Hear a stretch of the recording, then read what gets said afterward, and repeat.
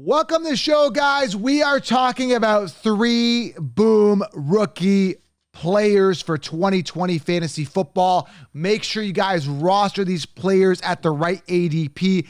And I'm telling you, two out of these three are great value. You definitely want to roster them. They are sleeper rookies that have massive upside. When I say massive, they could be the respective RB or wide receiver one on their respective team. So I'm excited about these three players, but again, you got to make sure you get them at the right ADP. You don't want to overpay, and that's crucial. We're going to talk all about that here today. Now, if you're new to the channel, make sure you guys subscribe, because again, I don't do any cookie cutter rankings here. This is outside of the box lion mentality thinking. So if you got the lion mentality, you don't like what 99% of other fantasy football podcasts are doing, which is copying and pasting, smash the thumbs up, click the subscribe button, because this is the game-changing channel. This is the truth, and I actually want you guys to win your leagues.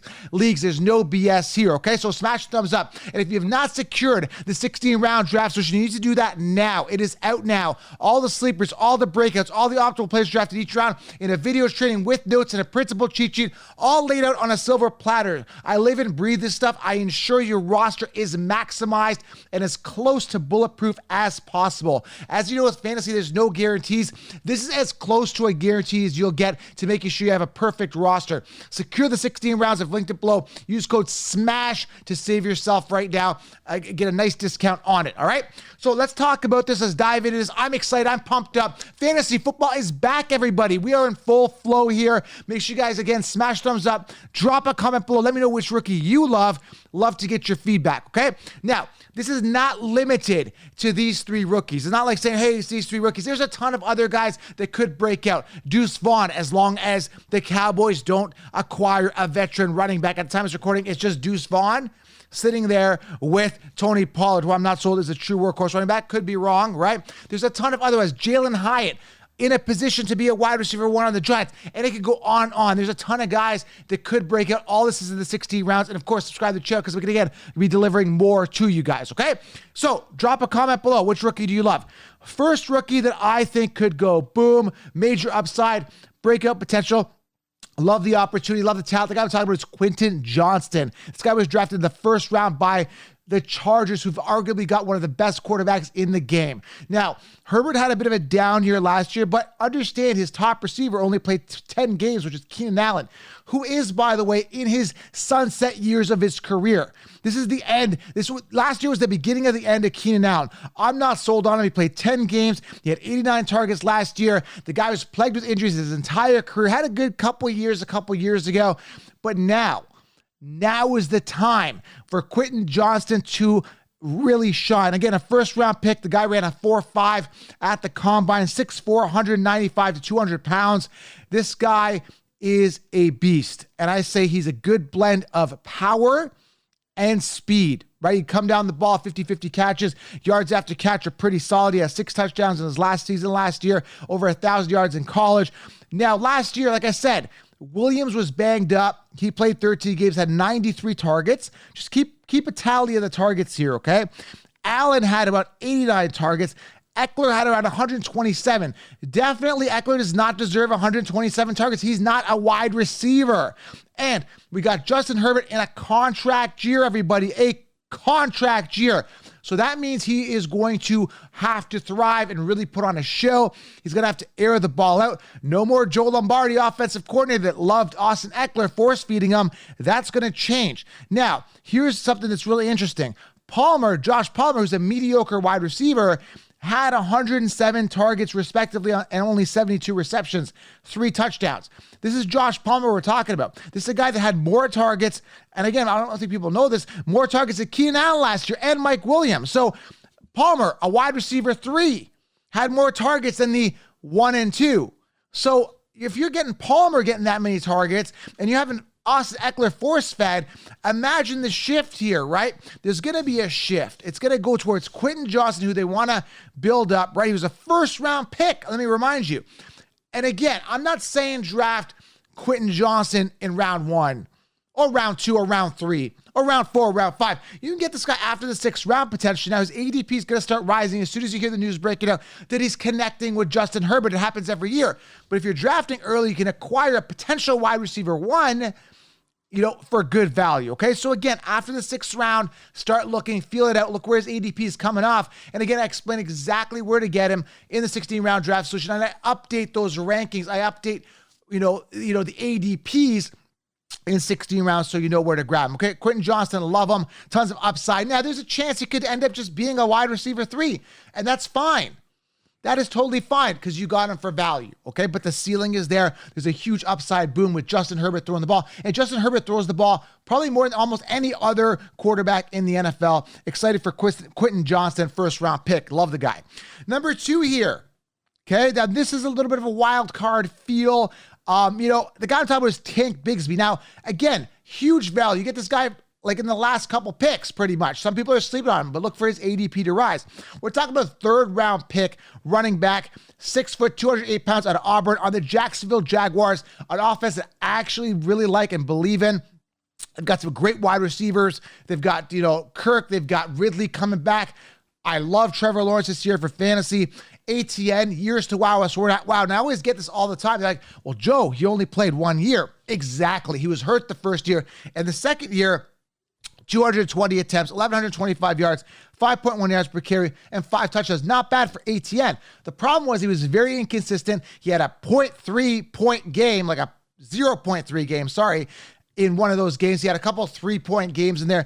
Very inconsistent. And again, had some fumbling issues, some drop issues, had the injury. I'm not really 100% on ATN being the workhorse, and I really don't believe Jacksonville is either. Tank Bigsby, again, strong stiff arm, likes to, break tackles, run strong, run hard. I see him getting a lot of the goal line work. Last year, guys, Darrell Henderson, who sucks, JaMycal Hasty, who sucks, combined for over 116 attempts combined. So we're looking at least 116 attempts as a floor for Tank Bigsby, who comes in. He's a 3rd round pick. They're going to use him. And I think some of that volume from ATN is going to shift over to Tank Bigsby as well, because I believe he could be the better back. Again, you're stashing him. You're avoiding ATN, who's not a true workhorse running back and has not proven to be, and you're getting yourself Tank Bigsby, who has the opportunity to be the RB1, okay? And you get him for literally free as your RB4, 5 on your roster with that upside, because he's in an upside offense, in an upside situation with a running back that's not a true workhorse running back, or even he's not even proven to be a true workhorse running back. So Tank Bigsby, love the upside, love the youth, love the potential, and relatively high draft capital was invested in him, so they're going to believe in him, okay? So Tank Bigsby, another potential boom breakout rookie running back that I absolutely love, all right? Again, if this is making sense with you, if it's resonating with you, smash a thumbs up. And again, all of this is broken down in 16 rounds. And this is why rankings don't help, because everyone's going to tell you Tank Bigsby ranked 101 amongst running back rankings, or 60th, or whatever he's at. The same thing they did last year with Algier. The same thing they did last year with Kenneth Walker. They had Rashad Penny ahead of him. Walker was in the side, in the back. So was Algier. So were other great potential breakouts. There was years ago, I remember I had Pat Mahomes on my team. They had, I think it was Baker Mayfield. I had a Josh Allen. I had a Pat Mahomes, or whoever it was, right?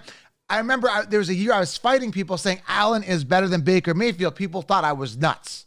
You're nuts. I remember there was a year where they said Damian Williams was better than Derrick Henry. I remember these conversations specifically because I look for the guys that could break out, and I get them at the right ADP before everyone else does. And you guys have them, and you know who they are, okay?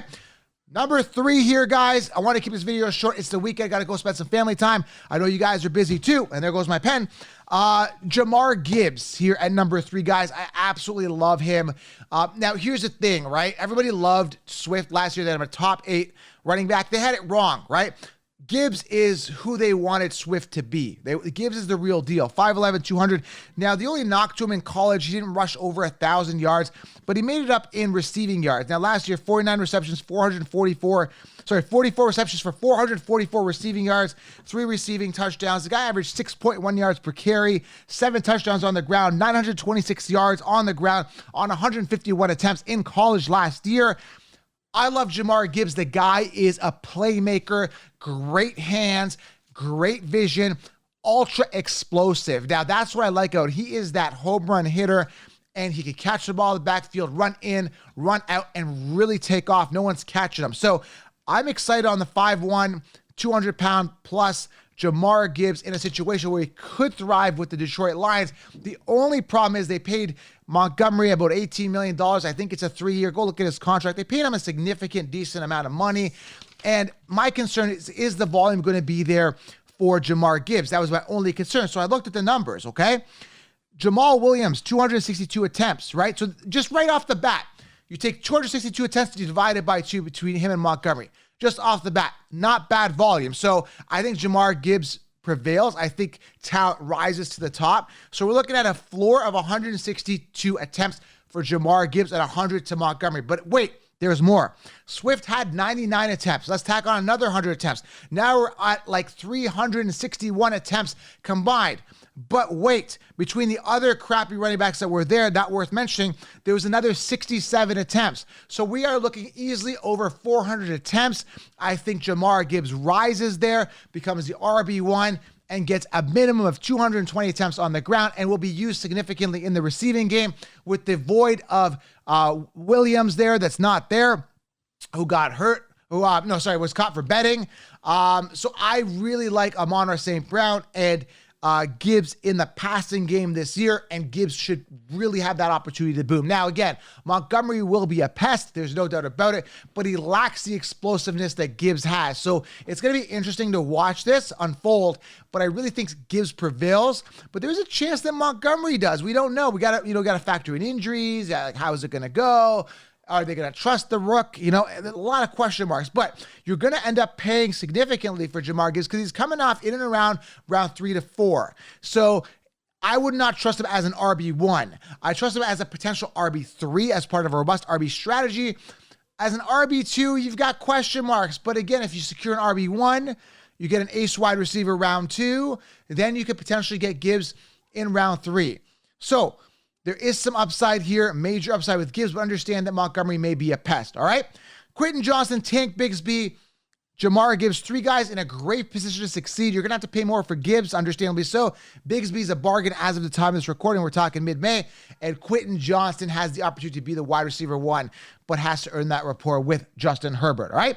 3 boom rookie players here for you. Make sure you guys smash thumbs up, drop a rookie that you love, and grab the 16-round draft solution. Use the code SMASH.